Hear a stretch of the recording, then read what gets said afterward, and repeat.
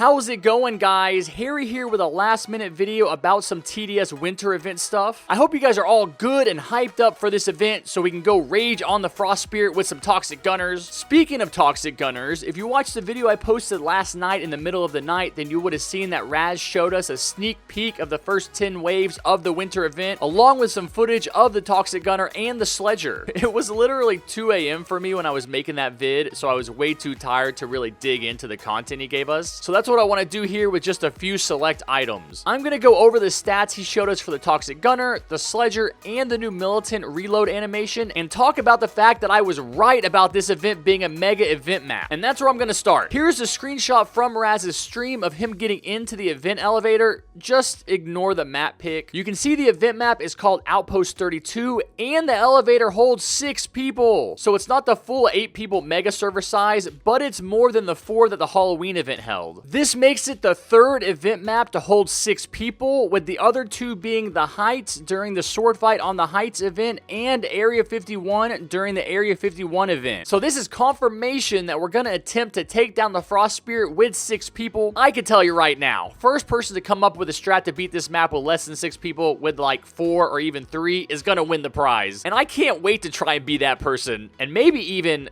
solo it.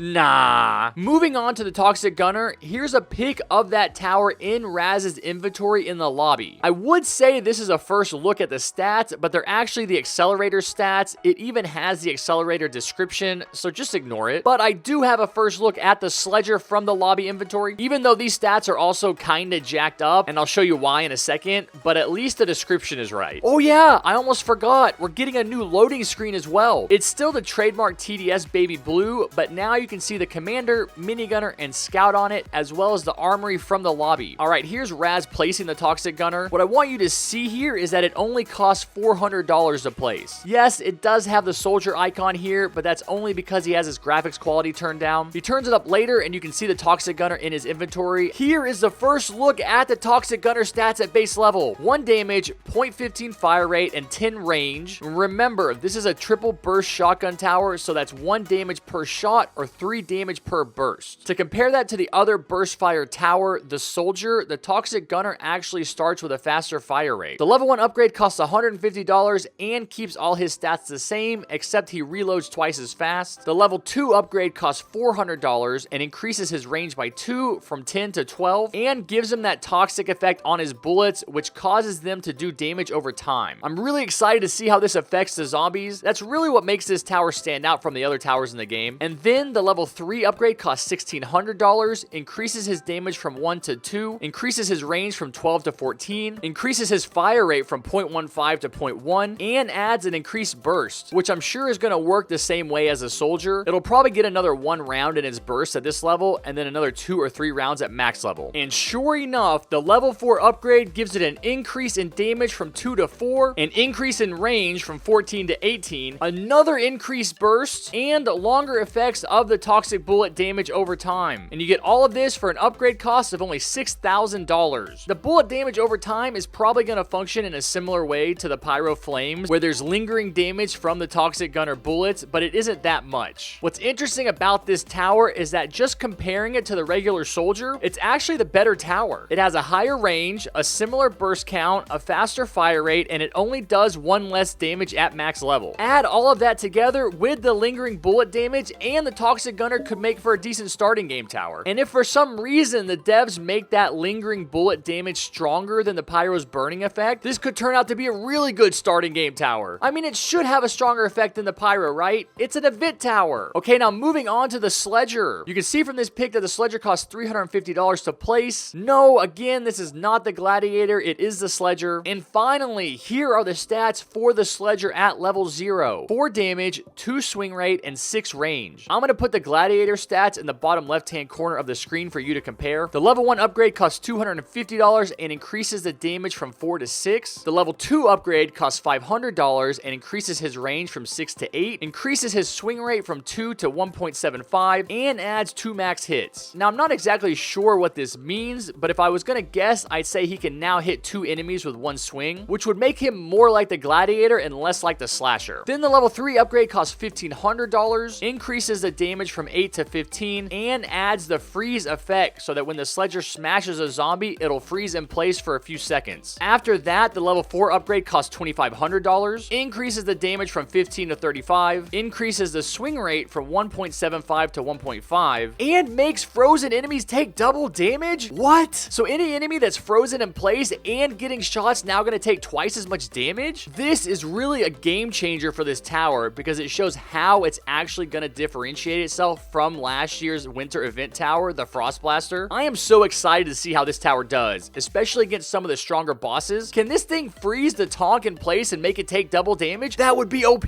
Just think of a line of Sledgers hitting zombies as they walk by, constantly freezing them and making them take double damage. And this is only the level 4 upgrade. There's still another level above this. And so moving on to that level 5 upgrade, it costs $3,500, increases damage from 35 to 50, increases swing rate from 1.5 to 1.25, and allows for 4 max hits. Again, I think this means he's going to switch from being a single target tower at the lower levels like the Slasher to a multi-target tower like the Gladiator. Alright, moving on to the last thing I want to show you guys, how the Militant is going to fire and reload and how you can track his ammo. First things first, here is that image I promised you of the Toxic Gunner in Raz's inventory. Now here's the footage of the Militant attacking. Now watch this bar right here. Bam, bam, bam, bam, bam, bam, bam, bam, bam. It shows the Militant's ammo going down. You can see that he has a magazine capacity of 18 rounds and that he's going to fire until his mag is empty, then stop to reload. Then continue firing if zombies are still within his range. If the zombies die or move outside of his range before his magazine is empty, he'll wait a split second and reload. So this is pretty cool. I really like the reload animation. I'm just not sure how it affects the Militant's stats, because if you're measuring damage per second while he's firing, then I'm sure it's not going to change. But if you consider his reload time, he's not going to be able to attack during that, and it would really just be like he's stunned. I think the Militant is a very good early game tower. I managed to use it in a solo Fallen strat. If you want to check that video out, the link for it is in the top right hand corner of the screen now. So I am pretty familiar with the tower, and I think it's good even if it is a little pricey to place. So I'll have to use it once I get into the update to see how the reload really affects it. And that's all the news I have for you guys. Let me know down in the comments what you think about the Militant changes and the stats on the Sledger and the Toxic Gunner. If you enjoyed this video, be sure to smash that like button with your forehead, hit that subscribe button with your big toe, and turn on notifications however you can so you don't miss any of my amazing upcoming content. And while you're at it, go ahead and join my growing Discord community. You can do that at discord.gg/JustHarrison things. And I will see you guys soon. Take care, be safe, and never forget what I always say. Peace.